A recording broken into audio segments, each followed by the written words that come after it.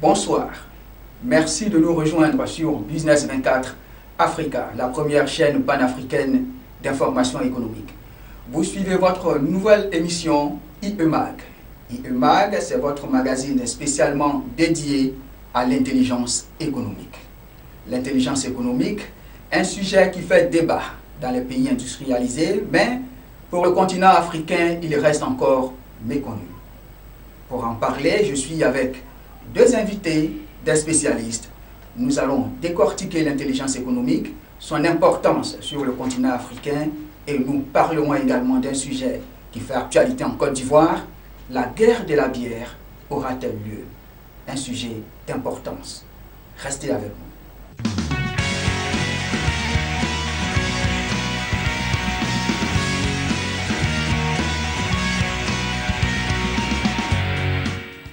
De retour sur le studio, nous parlons d'intelligence économique.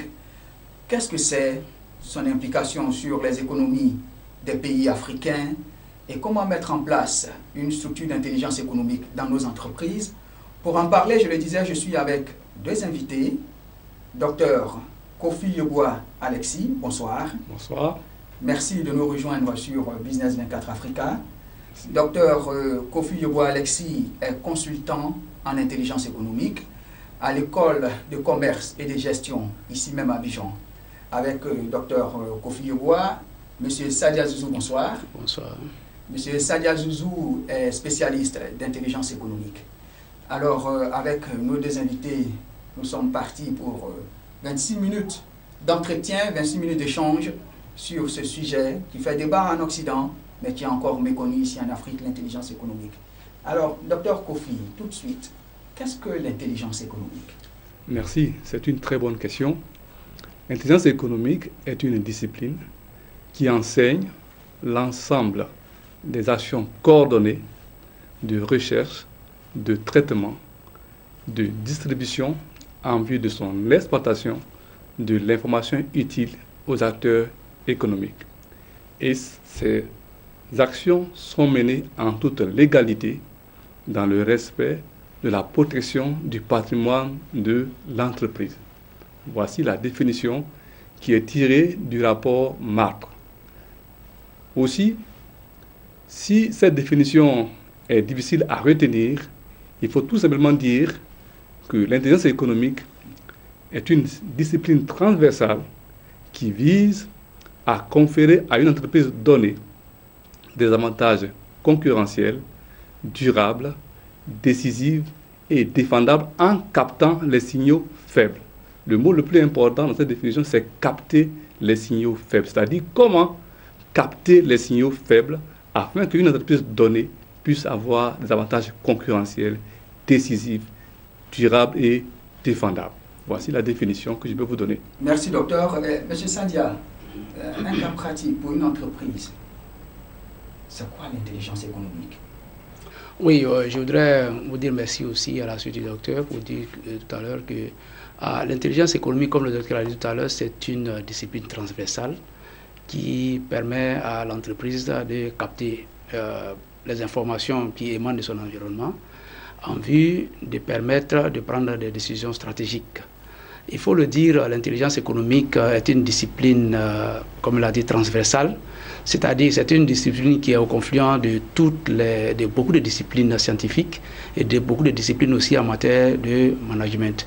Et donc, il faut le dire de façon nette, c'est un outil de gestion pour le top management. Donc, pour répondre à votre question, c'est ce que je peux dire concernant l'intelligence économique. Alors, donc, docteur, nous sommes là en plein dans l'information. Exactement. Donc, l'intelligence économique permet d'avoir la vraie information, la bonne information, bien la traiter dans le but de son utilisation. Est-ce important pour les entreprises? Bien sûr, c'est une discipline très importante. Comme tout à l'heure, M. Sadia vient de le dire, c'est la décision. Vous savez, décider est difficile. Alors, il faut avoir de bonnes informations. Il faut des spécialistes, des gens qui sont formés pour donner la matière à ceux qui prennent les décisions pour que ces décisions soient de bonnes décisions. C'est pour cela que l'intelligence économique est née. L'intelligence économique est née pour pouvoir donner aux décideurs la capacité de ne pas se tromper en prenant les décisions. Tout à fait. Il s'agit, là je vais en venir aux objectifs, il s'agit de donner à une entreprise la capacité de surveiller ses concurrents traditionnels, ensuite de surveiller les entrants potentiels, de détecter les campagnes de désinformation, de saisir les opportunités, de détecter les menaces et ensuite de saisir toute occasion qui peut lui permettre d'avoir un avantage concurrentiel sur les autres entreprises. Ensuite, l'intelligence économique va plus loin pour aider l'entreprise à protéger son patrimoine matériel et immatériel. Je peux m'arrêter là par rapport aux objectifs, mais il y en a encore d'autres. Mais en tout cas, c'est une discipline qui est très importante. Il faut savoir que nous avons d'abord l'information, mais avant l'information, nous avons les données. Les données, c'est tout ce qui est brut. Quand les données sont mises dans leur contexte, ça devient de l'information économique. Quand l'information est traitée, l'information va devenir de l'intelligence. Alors c'est l'intelligence qui va être l'action, qui va amener le décideur à prendre la décision. Est-ce qu'il faut que j'aille investir sur tel marché? Est-ce qu'il faut que j'aille investir au Bénin, au Burkina, au Mali? Ou bien est-ce qu'il faut que je reste sur mon marché domestique? Tout à fait. Voici comment cette discipline, en tout cas, elle est très importante, surtout pour les PME en Afrique. Malheureusement, beaucoup d'entreprises ne savent pas ce que c'est. Ok, merci. Monsieur Sadia, à écouter Dr Kofi, l'intelligence économique, il faut avoir des informations, il faut transformer cette information en renseignement. Sommes-nous ici en face de l'espionnage, ou autrement dit, quelle est la différence entre l'intelligence économique et l'espionnage industriel ou l'espionnage économique? Ok, il faut dire qu'en matière d'intelligence économique et aussi la stratégique, ce sont des terminologies qui sont empruntées ici à l'armée. Quand on parle de... À l'armée. À l'armée. Donc ce sont des termes de guerre. Ce sont des termes de guerre. Enfin, de guerre, il faut le dire. Mais ce sont des termes qui, à l'origine, comme je le dis, viennent du domaine militaire. Et quand on parle des renseignements, c'est une notion assez importante qu'il faut voir. Alors, vous avez demandé tout à l'heure, pour revenir un peu en arrière, vous avez demandé un cas pratique. Je crois que tout récemment, par les médias, nous avons entendu que, tout le monde est un peu informé, que il y a la pâte à tartiner en France, que beaucoup de citoyens européens, particulièrement français, Nutella, et des rumeurs qui ont été avancées dans les médias comme disant que la pâte Nutella serait cancérigène. Alors, donc, ce sont des informations qui peuvent avoir des conséquences négatives sur la vie d'une entreprise. Donc, avant que ces informations ne sortent, soit par exemple au niveau des médias, il faudrait que, j'allais dire, les personnes qui prennent des décisions stratégiques au niveau des entreprises, au niveau surtout, je parle du top management, soient au courant. Parce que si vous n'êtes pas informé de ce genre d'informations, ça peut, je vais dire de façon très nette, mettre en mal même votre activité économique et surtout la survie de votre entreprise. Alors, pour revenir à votre question de tout à l'heure, comme vous disiez... La différence entre l'intelligence économique et l'espionnage industriel. Ok. Il faut dire de façon claire que l'intelligence économique travaille sur les sources blanches, c'est-à-dire les sources ouvertes. Et la différence est très nette. C'est une démarche totalement ouverte. Et quand on parle de sources ouvertes, des sources officielles, des sources blanches, nous parlons de la documentation, nous parlons des archives, nous parlons aussi, nous sommes maintenant dans l'ère numérique, toutes les informations qui sont véhiculées ça et là à travers Internet. Et donc ce sont ces informations-là que nous appelons des sources blanches, des sources officielles qui sont accessibles par tout le monde. C'est sur ces sources-là que nous travaillons. A contrario de l'espionnage industriel, qui lui se passe sur des sources noires. Et généralement, ce sont des activités qui sont difficilement traçables. Alors donc, en termes clairs, l'intelligence économique travaille sur des sources blanches et des sources ouvertes. Et c'est ça qui fait la différence. D'accord. Docteur, M. Sadia l'a dit, l'intelligence économique est quelque chose de purement légal. L'intelligence économique a une démarche, une déontologie. Exactement. C'est ça? C'est ça. En tout cas, ce qu'il faut dire, pour en tout cas appuyer ce que M. Sadia vient de dire, l'intelligence économique ne fait rien d'illégal. 90% des données et des informations dont nous avons besoin pour décider sont des sources ouvertes. Le spécialiste d'intelligence économique ne va pas s'introduire dans un système, dans une entreprise, pour aller faire quelque chose qui est malveillant. L'intelligence économique ne fait rien d'illégal. Parce que l'espionnage, c'est autre chose. C'est autre chose. C'est par exemple s'introduire dans un système d'ordinateur, essayer de capter des données auxquelles vous n'avez pas accès, alors qu'ici, je dis bien 90% de ce que nous avons besoin pour prendre une bonne décision, ce sont des sources ouvertes. Ce sont des sources ouvertes. Quand on parle de sources ouvertes, vous voyez Internet, vous voyez les journaux, vous voyez tous les magazines, vous voyez même la chaîne sur laquelle nous sommes aujourd'hui est une source qui est en train de donner des informations à tout le monde. On n'a pas besoin d'aller cambrioler, d'aller kidnapper quelqu'un pour pouvoir avoir une bonne information. L'espionnage industriel est puni par la loi. Alors que l'intelligence économique n'est pas punie par la loi parce que c'est une discipline légale. Elle n'a rien à voir avec l'espionnage industriel. Ok. Docteur, à vous écouter, on voit l'importance de l'intelligence économique. Et à qui s'adresse l'intelligence économique? Au top management ou à tous les employés d'une société? C'est une très bonne question. Il faut dire que l'intelligence économique s'adresse avant tout au top management. Par contre, à tous ceux qui ont un pouvoir de décision dans l'entreprise. Par contre, pour que l'intelligence économique puisse être, on va dire, efficace dans une entreprise donnée, tout le personnel, depuis le gardien, depuis le vigile, jusqu'au directeur général, tout le monde doit être impliqué dans la démarche. Vous savez, souvent, vous êtes dans une entreprise, vous avez des fuites d'informations. Tout à fait. Vous ne savez pas d'où est-ce que ça vient. C'est souvent courant dans les entreprises. Ça peut être le personnel qui s'occupe de l'entretien de vos locaux. Ça peut être le vigile. Ça peut être la secrétaire qui a parlé un peu trop. Ça peut être tout simplement l'opérateur chargé des photocopies qui a parlé un peu trop. C'est pour cela que dans une démarche d'intelligence économique, il faut impliquer tout le personnel. C'est une démarche collective. Mais la décision revient au top management. C'est la même chose. Merci beaucoup. Merci, chers téléspectateurs. Vous l'aurez compris, l'intelligence économique doit être au cœur de la stratégie de toute entreprise, au cœur de la stratégie de tout État. Nous finissons pour cette première partie. Nous allons nous retrouver pour parler d'un cas pratique. À tout de suite.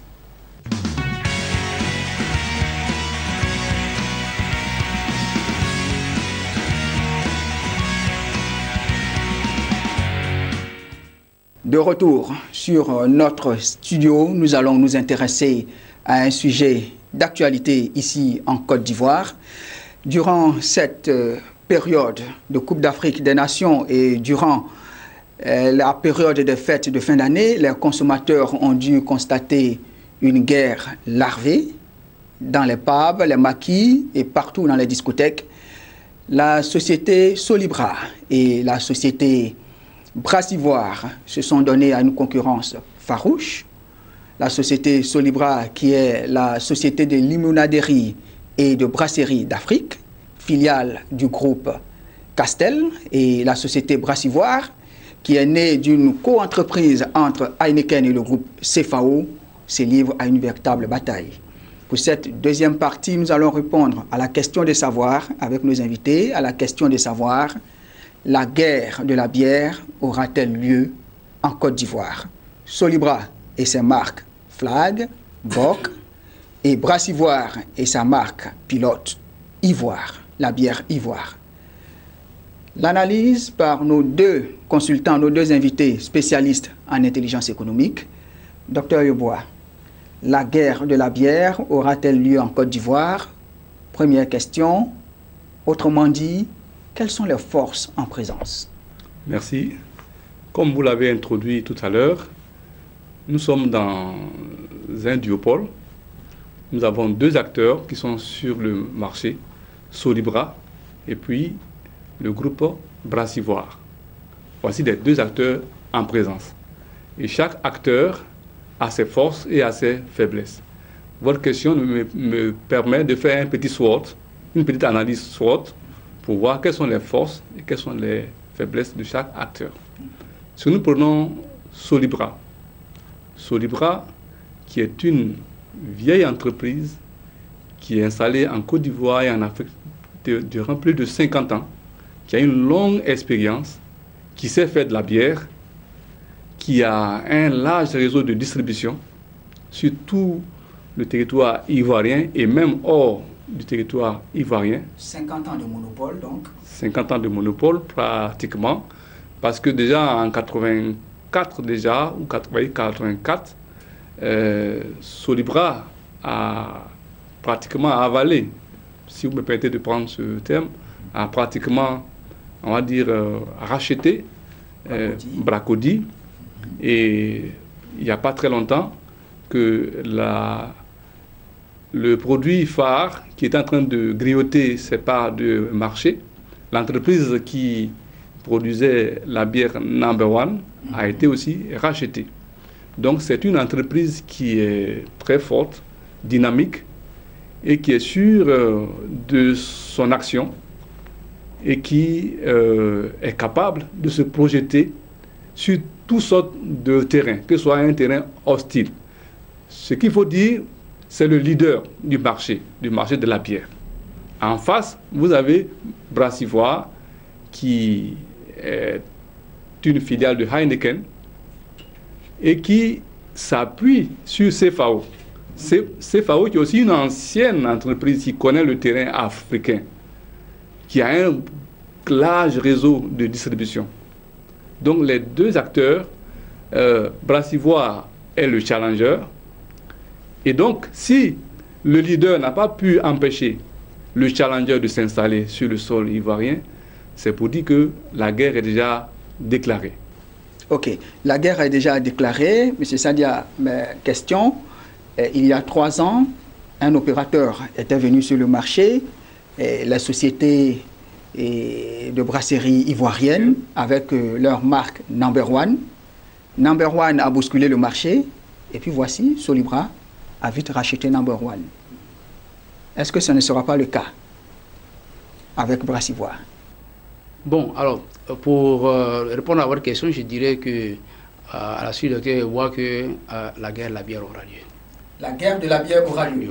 Vous avez posé la question. C'est ça, non? La guerre de la bière aura lieu et elle a même déjà commencé. Alors, qui aurait cru, il y a d'ici 3 ans, que vous avez dit tout à l'heure que Solibra rachèterait, c'est ça, Number One produit qui est produit par les brasseries ivoiriennes, fondées par M. Khalil, le groupe Eurofend. Mais on n'aurait pas cru, il n'y a pas de, il n'y a pas de certitude en économie. Et que, vu sous l'angle de l'intelligence économique, lorsque nous avons, par exemple, les entreprises doivent savoir qu'à travers les structures comme les structures de veille, les entreprises doivent savoir qu'il n'y a pas de certitude absolue en économie. Donc, effectivement, vous l'avez vu, Castel a racheté, en parlant de Castel, parce que c'est un monsieur qui est assez discret, qui ne parle pas beaucoup de lui. On parle de Solibra, mais en filigrane derrière, il y a un monsieur qui contrôle le marché de la bière dans le monde francophone, depuis l'Afrique du Nord jusqu'à l'Afrique, pratiquement en Afrique du Sud, en Afrique de l'Est, là où il y a les pays francophones en grande partie. Donc cette entreprise-là a racheté Number One et on a vu les résultats parce que ce sont des grands groupes qui ont des cellules de veille, d'intelligence économique, etc., qui savaient qu'en filigrane, il y avait des opérateurs puissants qui allaient venir.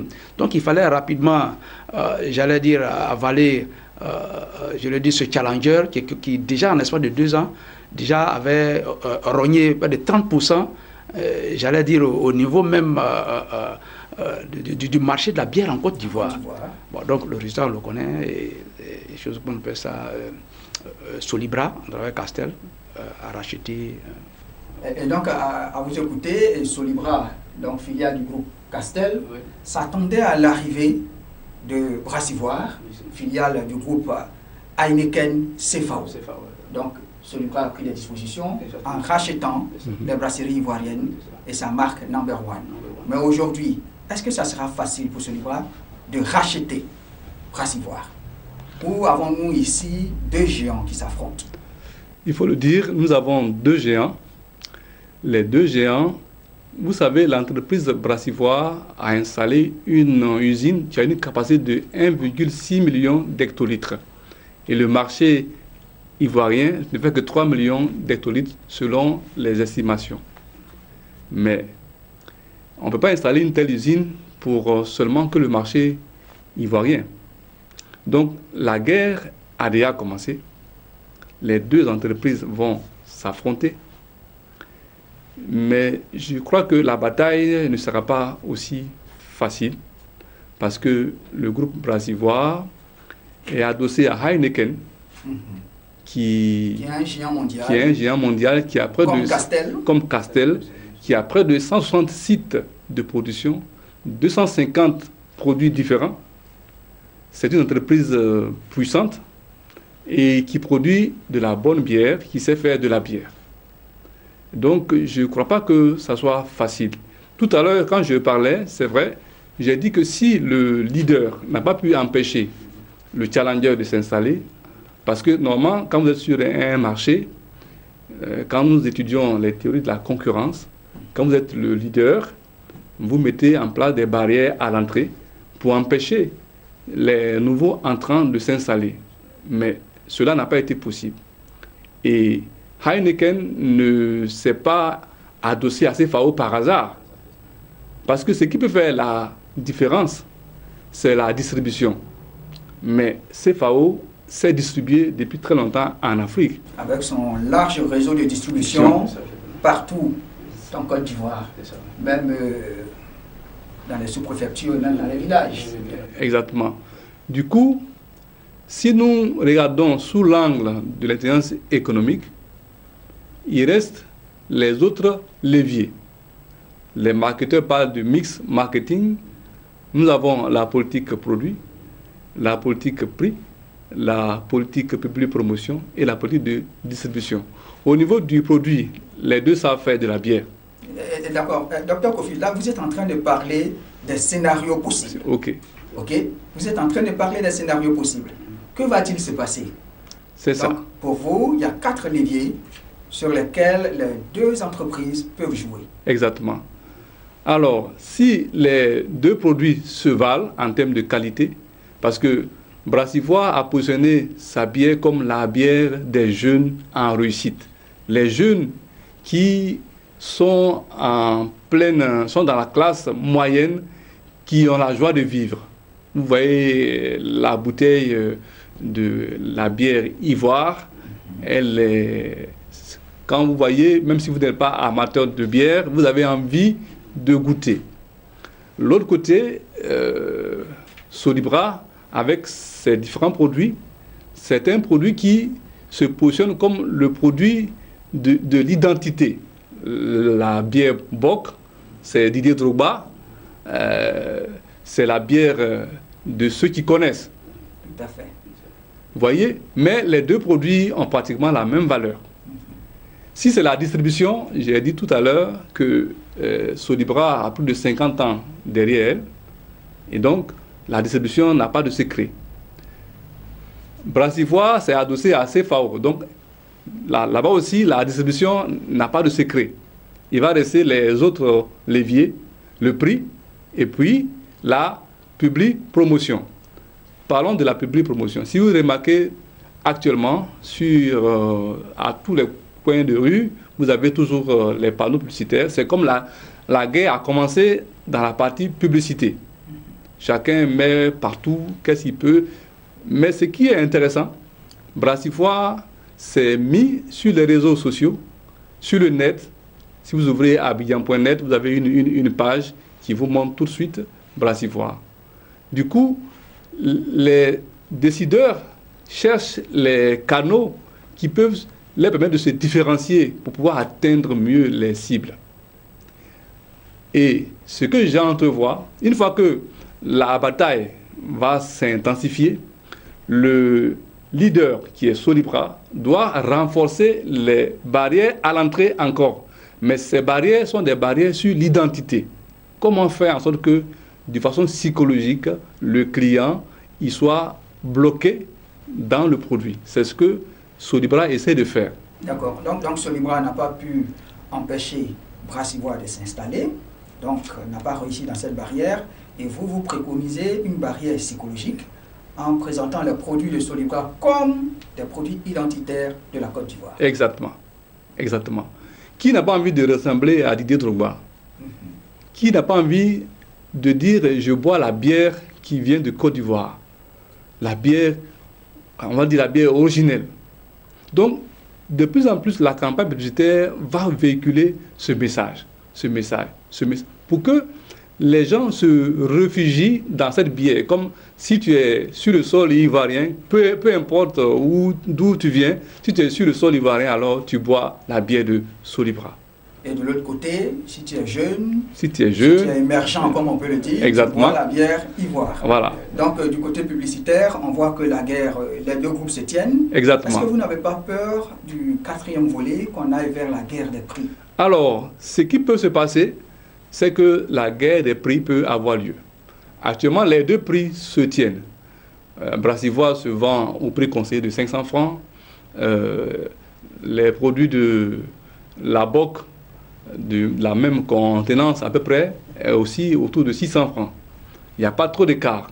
Mais si la bataille, comme on dit, à la guerre continue, alors nous allons arriver à une guerre des prix qui sera bien entendu intéressant pour le consommateur. Tout à fait, mais catastrophique pour les deux entreprises. Exactement, à moins qu'il y ait une entente mutuelle.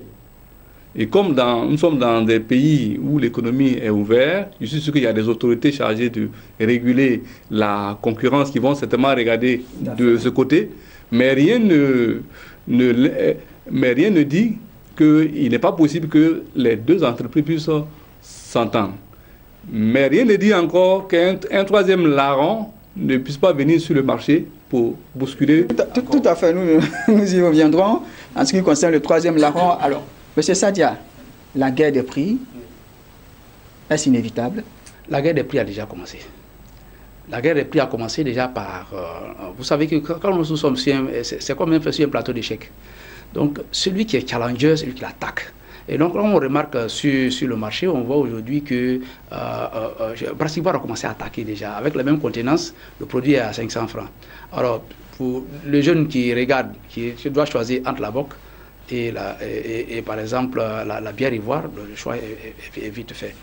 Alors, donc, mais pour j'arrive à votre question, vous demandez, est-ce que Solibra va avaler finalement Brassivoire? On va en faire une bouchée comme cela a été le cas avec les nouvelles boissons ivoiriennes, non, ça va être très difficile. La raison, c'est très simple, c'est en fonction des acteurs en présence. Heineken est une entreprise familiale qui a été créée en 1800, dans les années 1800. Et bien entendu, c'est dans la même année aussi que CFAO a été créé. On crée une alliance stratégique.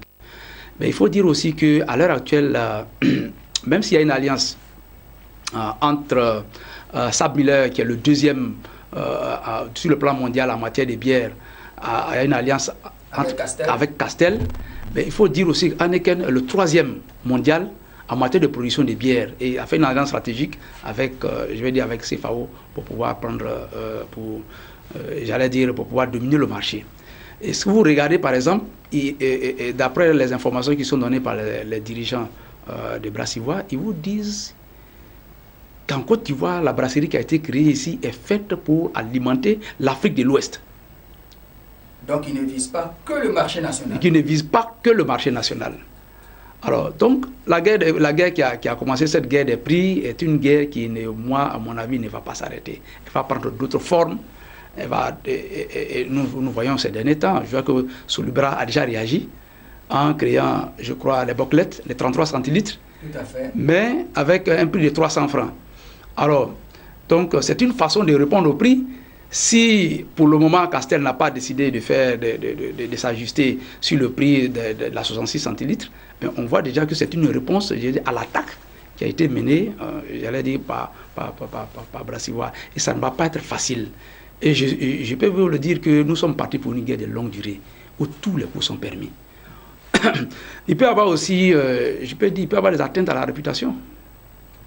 Tout est possible. Tout est possible. Nous sommes dans la guerre économique, on a dit tout à l'heure, ce sont des moyens légaux, il peut y avoir des atteintes à la réputation.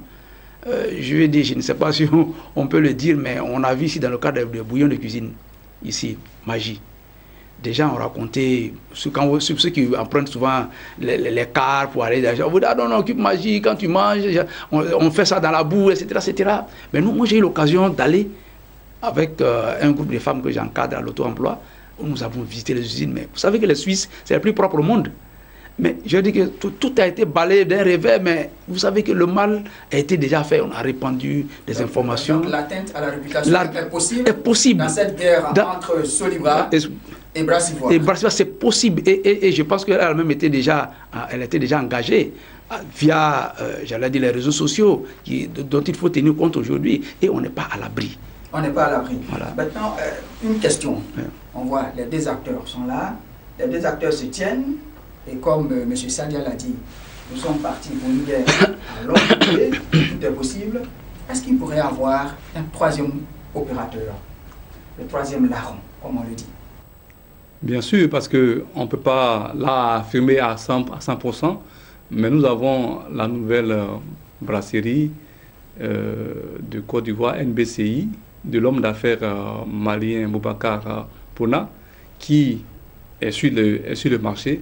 Mais qui ne fait pas de la bière. Qui ne fait pas de la bière, qui fait des soft drinks, mais rien ne dit qu'à la longue, cette entreprise ne va pas aussi se mettre dans la production de la bière. C'est un concurrent potentiel. C'est un concurrent potentiel. Et donc, si dans ces entreprises, les cellules d'intelligence économique sont au travail, c'est quelqu'un qu'il faut surveiller. Je voulais ajouter aussi que le géant mondial, c'est AB InBev, qui est le groupe belgo-brésilien.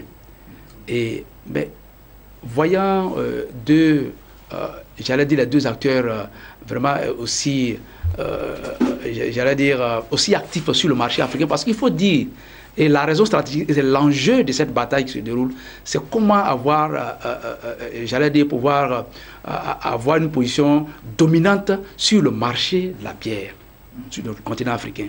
Parce que...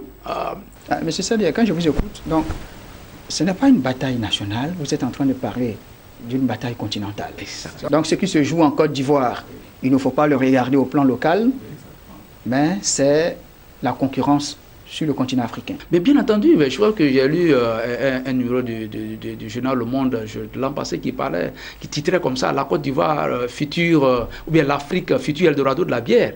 Parce qu'on a remarqué que le taux de la population jeune, l'Afrique a un taux de population qui est très jeune. Et donc c'est une cible vraiment commerciale et qui j'allais dire, qui est au centre de cet enjeu que nous voyons, j'allais dire, sous un œil, j'allais dire pour le moment profane, mais nous qui sommes des spécialistes en intelligence économique, nous réfléchissons à long terme, nous faisons de la prospective. Nous savons très bien que ce qui se joue actuellement, le marché ivoirien est très très étroit. Ce qui se joue, c'est le contrôle du marché africain de la bière. Et il n'est pas exclu que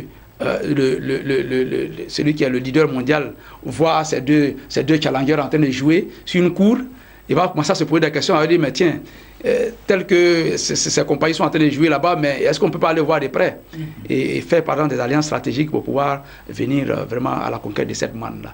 Donc je pense pour ma part que ce qui se joue est nettement au-delà, et je pense que je sais que l'avenir vraiment nous le dira. Ok, docteur, il y a des afro-pessimistes qui disent que l'Afrique, c'est l'Afrique de la pauvreté et des maladies, mais voici des grands groupes, des géants mondiaux qui viennent s'affronter en Afrique. Pourquoi? L'avenir du monde est-il en Afrique? C'est une très bonne question. L'Afrique, c'est le continent de demain. Vous savez, les grands pays, les grandes démocraties, les grands pays ont des populations qui sont en train de vieillir. Ici, nous sommes jeunes. Et le taux de croissance démographique en Afrique est très élevé. Et les spécialistes de la prospective disent que dans très peu de temps, nous allons frôler le milliard d'habitants en Afrique. C'est ici que se trouve la consommation. C'est pour ça que les grands groupes viennent en Afrique. C'est ici que se trouvent les matières premières que les grands groupes ont eu l'habitude de puiser. Mais c'est ici que se trouvent aussi les hommes qui vont consommer demain. L'exemple est simple, c'est le téléphone portable. Aujourd'hui, la percée du mobile est extraordinaire en Afrique. C'est pour ça que ces grands groupes viennent sur le territoire africain. L'Afrique, c'est le continent de demain. L'Afrique, c'est là où il y a une classe moyenne, jeune, qui a vide de consommation, qui est prêt à acheter. C'est pour ça que ces grands groupes viennent sur le territoire africain. On parle de l'émergence, mais il y a des pays qui ont pratiquement, on va dire, la machine de l'émergence est pratiquement en marche. Le Rwanda qui a fait la guerre, le Kenya, le Maroc, tous ces pays. Donc c'est ici que se trouve la croissance de demain. C'est pour ça que les grands groupes viennent sur le territoire africain. D'accord, merci. Notre mission tire à sa fin. Qu'est-ce qu'on peut retenir? Votre dernier mot? Je ne peux pas vous demander de pronostiquer maintenant, parce que vous l'avez dit, c'est une concurrence qui va continuer pendant encore longtemps. Et que faut-il retenir? Et autrement dit, qui peut l'emporter? Je pense qu'il serait difficile sur ce plateau de répondre exactement qui va remporter. Ce que nous savons, c'est que la bataille est lancée, à la guerre comme à la guerre. Ce qui est important dans ce combat, il faut dire que se faire battre est excusable, mais se faire surprendre est impardonnable, pour emprunter cette citation de Napoléon Bonaparte, le grand général, le grand stratège, que les spécialistes de l'intelligence économique aiment citer. Nous sommes dans une bataille. Bien entendu, les années qui sont devant nous vont nous le dire. Et nous savons que ça ne sera pas facile. Brassivoire ne sera pas, on va dire, avalé par Solibra facilement. Et Solibra non plus ne se laissera pas faire. Voilà, parce que Solibra maîtrise le marché. Et le fondateur est un homme très secret, mais qui est très stratège. Merci. Donc l'avenir nous le dira. L'avenir nous le dira. M. Sadi, à votre dernier mot. Oui, moi, mon analyse aussi, c'est par rapport à comment cette guerre va se terminer. Je veux dire aujourd'hui que quand on parle de la bière en Afrique, on parle de Castel. Oui, mais Castel a aujourd'hui 89 ans. Et il ne se cache pas pour dire qu'il ne restera pas très longtemps à la tête de son groupe. Et il se trouve que Castel a une seule fille. Et cette fille n'est vraiment pas intéressée à reprendre les affaires de son père. Donc, on lui avait dit tout à l'heure qu'il était un fils d'immigré, il est venu avec ses frères en France et puis ils ont fait fortune.